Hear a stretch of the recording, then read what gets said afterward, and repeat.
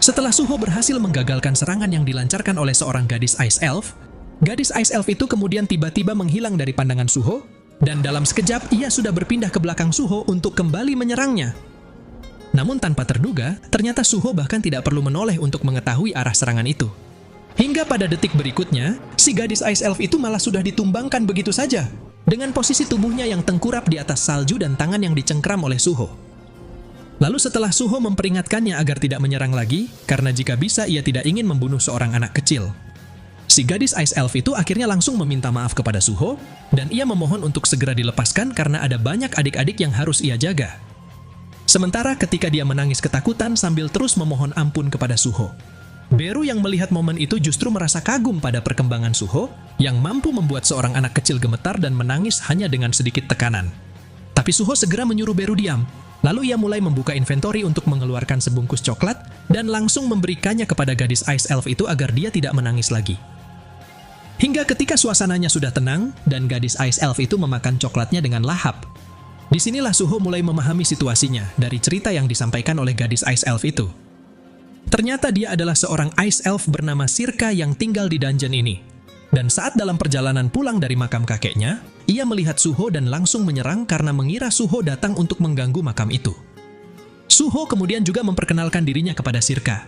Tapi berhubung nama Sung Suho terlalu sulit untuk diucapkan oleh Sirka, meski ia sudah mencobanya berulang kali. Akhirnya Sirka pun menyerah dan malah memanggilnya dengan sebutan Ho-Ho. Lalu ketika Suho mengungkapkan bahwa dirinya adalah seorang hunter yang datang bersama rekan-rekannya untuk menaklukkan dungeon ini, tapi sekarang mereka terpisah. Wajah Sirka langsung berubah pucat karena ia pikir hunter itu sejenis monster. Namun setelah Suho kembali menjelaskan bahwa dirinya bukanlah monster seperti yang Sirka kira, sebaliknya ia justru bertarung melawan monster demi melindungi orang-orang. Kini wajah Sirka jadi cerah kembali. Ia mengatakan bahwa dirinya sama seperti Suho. Ia juga berburu demi melindungi para saudaranya. Dan sebagai Ice Elf tertua di desa sebelum Caca datang, Sirka lah yang menjaga mereka semua seorang diri. Suho yang mendengar Sirka menyebutkan nama Caca, sontak ia langsung menduga apakah Caca adalah bos dungeon ini. Namun begitu Sirka menjelaskan, Caca adalah sosok yang tiba-tiba datang dari langit setelah semua orang dewasa di desa ini menghilang. Caca bukan berasal dari ras Ice Elf, tetapi dia sangat kuat dan selalu melindungi para Ice Elf muda di desa. Semakin lama mendengarkannya, Suho semakin merasa familiar dengan sosok Caca tersebut. Apalagi saat Sirka juga menjelaskan bahwa Caca memiliki sayap hitam, tubuh yang hangat saat dipeluk, dan indera penciuman yang tajam. Mendengar ciri-ciri itu, Suho justru langsung membayangkan jangan-jangan Caca adalah monster mantikor yang pernah ia lawan baru-baru ini. Padahal kenyataannya, sosok Caca tersebut adalah Cahain ibunya sendiri. Sesaat kemudian Suho memutuskan untuk bergegas pergi dan kembali melanjutkan penyerangannya. Namun mengingat Suho bisa terus memunculkan makanan secara tiba-tiba dari inventorinya, Sirka malah buru-buru meminta Suho untuk tinggal di desa agar mereka akan aman dari kelaparan. Tetapi sayangnya Suho harus menolak tawaran tersebut karena ia sendiri tidak punya banyak waktu. Sirka yang kesal mendengarnya sontak ia langsung menggertakkan giginya, lalu dengan terpaksa ia kembali mengarahkan senjatanya kepada Suho sembari berkata, "Maaf Ho-Ho, jika Ho-Ho tidak mau tinggal, maka tidak ada yang bisa kami lakukan." Demi para saudaranya, Sirka bahkan rela mengkhianati penolongnya sendiri. Sebab jika ia bisa membawa kemampuan Suho ke desa, maka para saudaranya takkan pernah kelaparan lagi, bahkan meski Caca pergi meninggalkan mereka. Untuk sesaat Suho hanya terdiam mendengarnya, hingga kemudian ia langsung menghancurkan pisau Sirka dan berkata, "Aku tahu kau berniat melindungi saudaramu, tapi begitu juga denganku. Jadi jika kau berniat menghalangiku, maka aku pun juga siap untuk menyingkirkanmu." Namun ketika Suho melihat ekspresi Sirka yang tampak putus asa, akhirnya Suho justru mengeluarkan setumpuk cemilan coklat dan sedikit minuman kaleng untuk diberikannya kepada Sirka. Ia bahkan juga memberikan syal untuk menghangatkan leher bocah itu, lalu berkata padanya, "Bawalah semua makanan itu ke desamu. Sekali lagi aku minta maaf karena tidak bisa tinggal, sebab aku pun harus segera pergi demi seseorang yang berharga bagiku." Setelah mengatakan itu, diam-diam Suho juga meninggalkan salah satu prajurit bayangannya untuk menjaga Sirka. Sementara ketika Sirka bertanya, kenapa Suho tidak membunuhnya? Sembari tersenyum Suho pun menjawab, "Karena membunuhmu rasanya tidak benar bagiku. Apalagi kau sudah berjuang sendirian untuk para saudaramu." Mendengar hal itu Sirka hanya bisa terdiam memandangi kepergian Suho, tanpa menyadari ada prajurit bayangan yang kini sudah menyatu dengannya. Namun di sepanjang perjalanan pulang sambil menarik troli berisi makanan, Sirka terus memikirkan sosok Suho yang tetap memaafkannya dan juga memberinya makanan sebanyak ini. Padahal ia sudah mencoba membunuh Suho 2 kali. Bahkan meski Sirka tidak sepenuhnya memahami pria itu, ia bisa merasakan bahwa Suho adalah orang dewasa yang baik sama seperti Cha-Cha. Tak lama kemudian terlihat langkah kaki seorang wanita yang muncul dari balik pepohonan. Lalu ia langsung menghampiri Sirka untuk menanyakan keberadaan seseorang yang sedang ia cari. Wanita itu ternyata adalah Arsha, yang kemudian disusul dengan kemunculan dua rekannya. Namun alih-alih waspada dengan mereka, Sirka justru tersenyum karena ia mengira ketiga orang itu adalah rekan Ho-Ho dan Ho-Ho lah yang sedang mereka cari. Tapi begitu Arsha mengatakan bahwa ia tidak mengenal siapa Ho-Ho dan sosok yang sebenarnya mereka cari adalah pewaris Frost Monarch, sontak raut wajah Sirka langsung berubah, lalu dengan polosnya ia bertanya apakah Frost Monarch yang mereka maksud adalah kakeknya. Mendengar hal itu langsung membuat Arsha tersenyum, seolah keberuntungan sedang berpihak padanya. Ia tahu Frost Monarch seharusnya tidak memiliki seorang cucu. Namun setelah melihat Sirka yang berdiri di hadapannya, kini Arsha yakin bahwa Sirka adalah pewaris Frost Monarch yang ia cari-cari. Arsha menjelaskan, mereka bertiga sama seperti Sirka yang merupakan keturunan dari Monarch yang terlahir untuk menjadi Monarch berikutnya. Karena itulah ia ingin mengajak Sirka bergabung untuk menjadi Monarch bersama mereka. Tapi berhubung Sirka tidak terlalu memahami yang Arsha maksud, dan menurutnya ketiga orang ini bukanlah orang dewasa yang baik seperti Ho-Ho. Akhirnya Sirka pun lebih memilih pergi meninggalkan mereka, hingga keputusannya tersebut justru membuat Arsha terpaksa menggunakan kekerasan. Di sini terlihat Arsha yang langsung memanggil seekor kelabang hitam dari dalam tanah untuk melilit tubuh Sirka, membuat tubuh mungil itu tidak mampu bergerak sedikit pun. Lalu sembari Arsha dan kedua rekannya berjalan mendekati Sirka, si Tante Bohai itu kemudian berkata padanya dengan nada lembut namun penuh ancaman. Mengingat questnya adalah membuat pewaris Frost Monarch menjadi rekan. Kurasa kita tidak perlu meyakinkannya dengan kata-kata.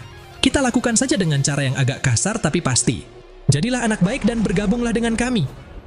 Sementara itu di tempat berbeda di sisi Hunter Korea yang telah berkumpul kembali, di sini terlihat Choi Jong-in yang tengah memimpin mereka untuk menghadapi sejumlah monster golem salju. Dengan shadow item milik Choi Jong-in yang sudah mencapai level 16, kini kekuatan sihirnya telah meningkat drastis dan perapalan seluruh sihir apinya juga jadi lebih cepat.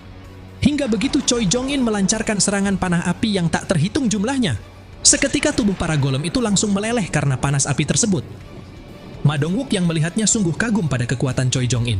Bahkan dirinya dan Park Jong-soo nyaris tidak perlu turun tangan.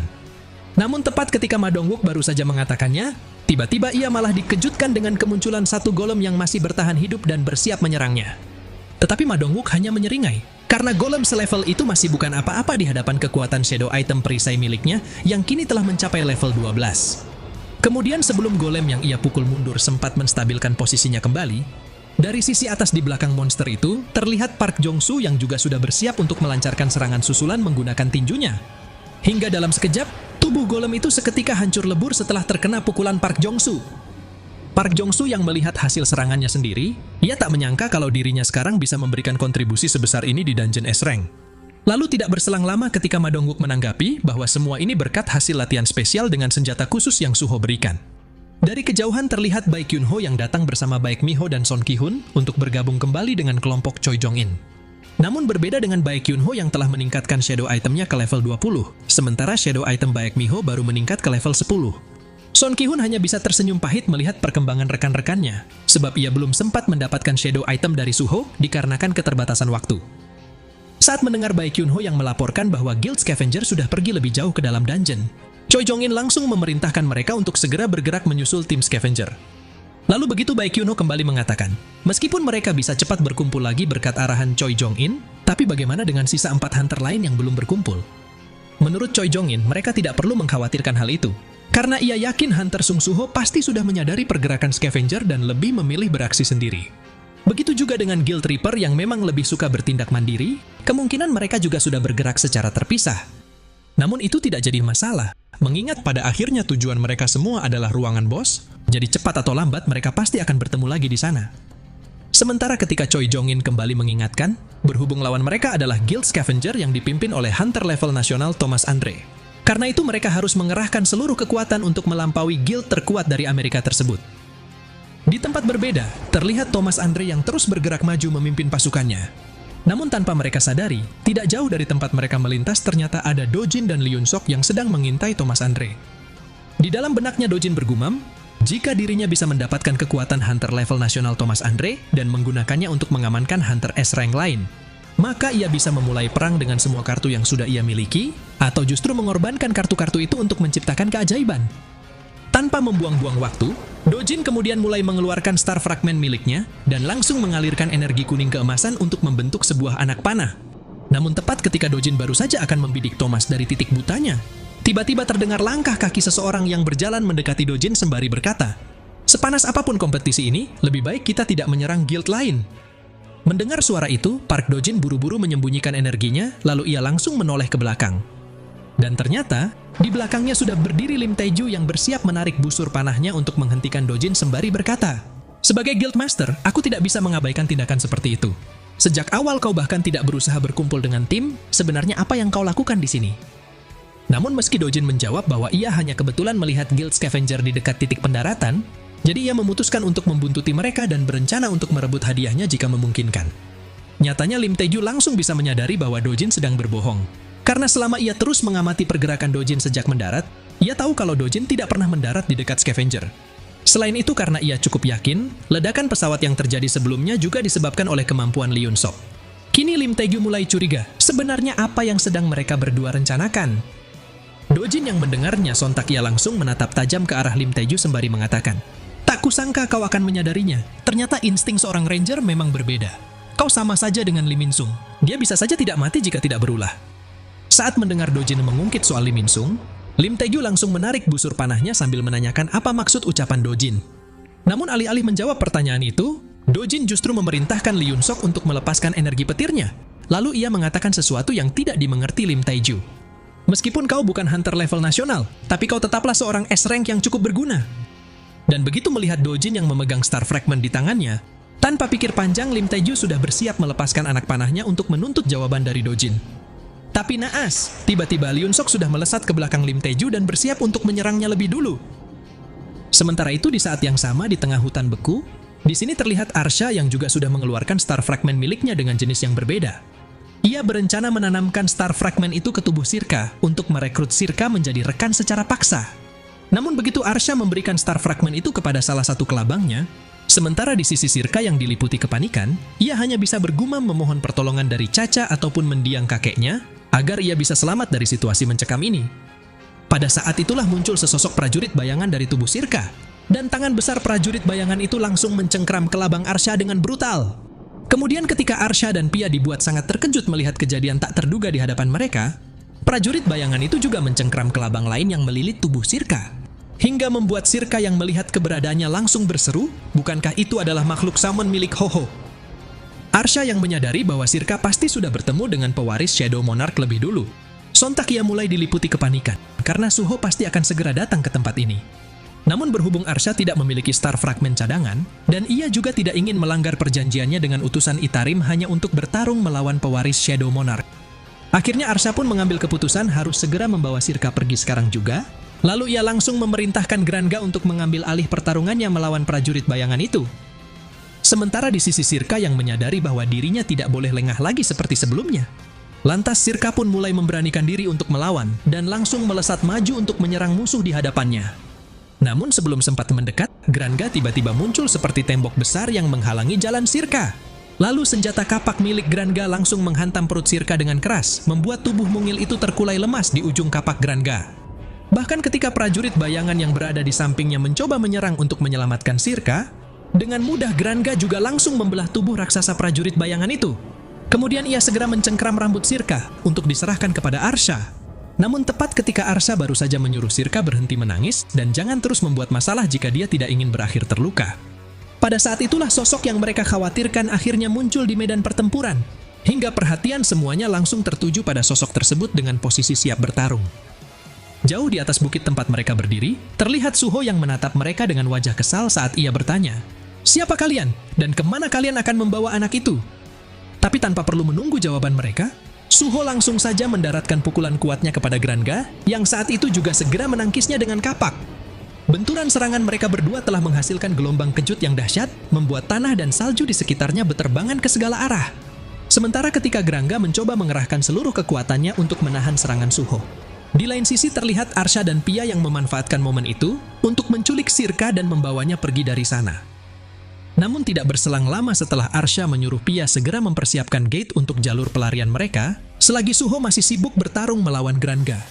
Tiba-tiba Arsha merasakan tekanan energi gelap yang begitu kuat di belakangnya, di mana itu adalah energi yang Suho pancarkan setelah ia berhasil mengalahkan Granga lebih cepat dari yang Arsha duga.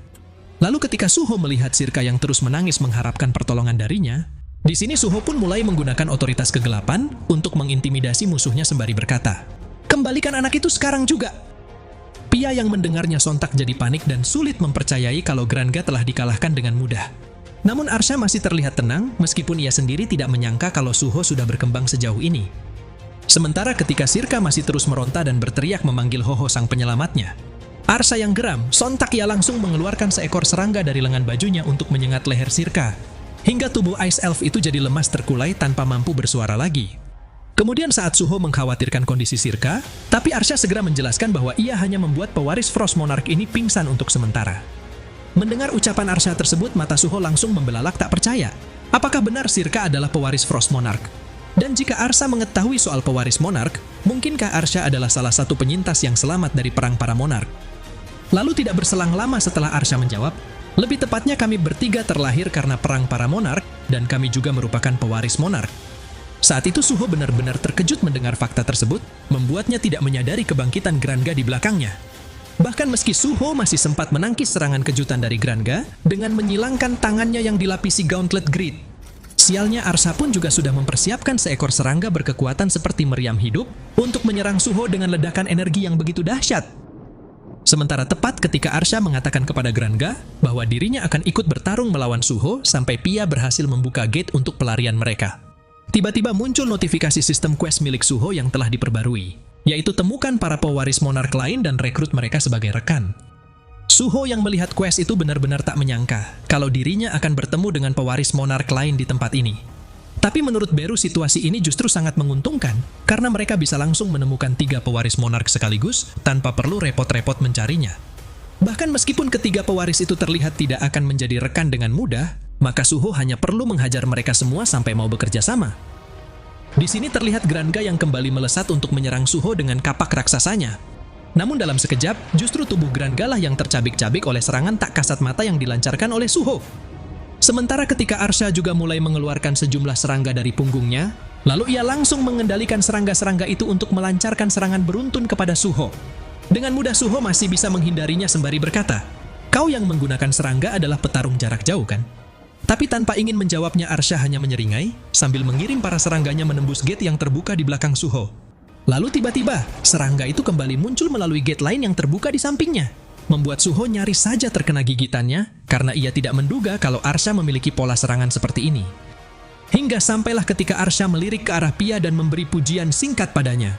Saat itulah Suho menyadari ternyata gate tadi adalah kemampuan milik Pia, membuat situasinya jadi semakin merepotkan karena Suho juga harus menghadapi mereka berdua sekaligus dengan Granga, yang kini telah bangkit kembali tidak peduli berapa kali pun Suho berhasil menumbangkannya. Namun tepat ketika tekanan pertempuran semakin meningkat, di mana serangan demi serangan terus dilayangkan pada Suho dari segala arah, tiba-tiba ia mendengar suara yang sangat familiar dari dalam bayangannya. Itu adalah suara Esil yang meminta agar dirinya dan Grey dipanggil keluar karena mereka ingin membantu Suho. Bahkan meski Suho sempat ragu, mengingat level Esil dan Grey masih belum cukup kuat untuk menghadapi lawannya kali ini. Esil tetap bersikeras meminta Suho mempercayai mereka berdua, karena mereka juga ingin bertarung di sisi Suho sebagai rekan yang sesungguhnya. Hingga setelah Suho mendengar tekad mereka yang sudah bulat, akhirnya Suho pun mengeluarkan sebuah kunci untuk membuka gerbang Shadow Dungeon, sembari mengingatkan Esil dan Grey agar tidak memaksakan diri. Lalu pada saat itu juga, keduanya langsung menerjang ke arah Arsha tanpa sedikit pun keraguan. Namun sebelum mereka sempat melancarkan serangan, sialnya Arsha sudah lebih dulu mengeluarkan kelabangnya dari dalam tanah untuk menyerang Grey dan Esil. Kemudian Arsha pun berkata, "Jadi mereka adalah para pewaris Monarch yang bersekutu dengan penerus Monarch of Shadow. Haruskah aku membawa mereka juga?" Suho yang mengkhawatirkan kondisi kedua rekannya, sontak ia langsung meneriaki nama Grey dan Esil di tengah pertempuran. Tapi Esil segera menjawab bahwa mereka baik-baik saja. Lalu di dalam benaknya Esil pun bergumam, "Jadi ini level musuh yang Monarch muda hadapi. Kuakui mereka memang kuat. Sekarang aku tahu alasan Monarch muda tidak mau melibatkan kami. Ternyata dia hanya ingin melindungi kami dari bahaya karena jarak kekuatannya sudah terlalu jauh. Tapi justru itulah yang membuatku semakin kesal." Lalu pada detik berikutnya, semua kelabang yang mereka hadapi tiba-tiba sudah terpotong jadi beberapa bagian. Dan tanpa terduga, ternyata serangan kejutan itu berasal dari Esil dan Grey yang kini telah bersatu menggunakan Bone Skill Beast Possession yang baru mereka kuasai. Melihat perubahan itu, Suho benar-benar terkejut dan tidak menyangka kalau kedua rekannya bisa mengaktifkan skill tersebut. Bahkan yang lebih mengejutkan lagi, ternyata bukan cuma itu saja kemampuan yang mereka miliki. Lalu mereka langsung menunjukkannya kepada Suho sebuah bone skill Devil Strike yang membuat mereka mampu melancarkan rentetan tusukan tombak hingga menghancurkan para kelabang itu sekaligus. Sementara ketika Arsha masih sulit mempercayai apa yang baru saja ia lihat, tiba-tiba Esil sudah melesat menghantamkan tombaknya kepada Arsha. Tapi meski Arsha masih bisa menahan serangan itu dengan satu tangannya, sayangnya Arsha tidak menyadari ternyata serangan tersebut hanyalah pengalihan untuk membuat dirinya lengah. Kemudian Gray langsung saja memisahkan diri dengan Esil dan segera berlari ke arah Pia. Namun begitu Pia panik melihat Gray mendekat karena ia bukan tipe petarung. Ternyata Gray sama sekali tidak tertarik untuk menyerangnya, sebab ia hanya ingin mengambil tubuh Sirka dan segera membawanya kabur dari sana. Esil yang melihatnya langsung memuji keberhasilan Gray, sekaligus memberitahu kepada Suho bahwa mereka berhasil mengamankan Sirka.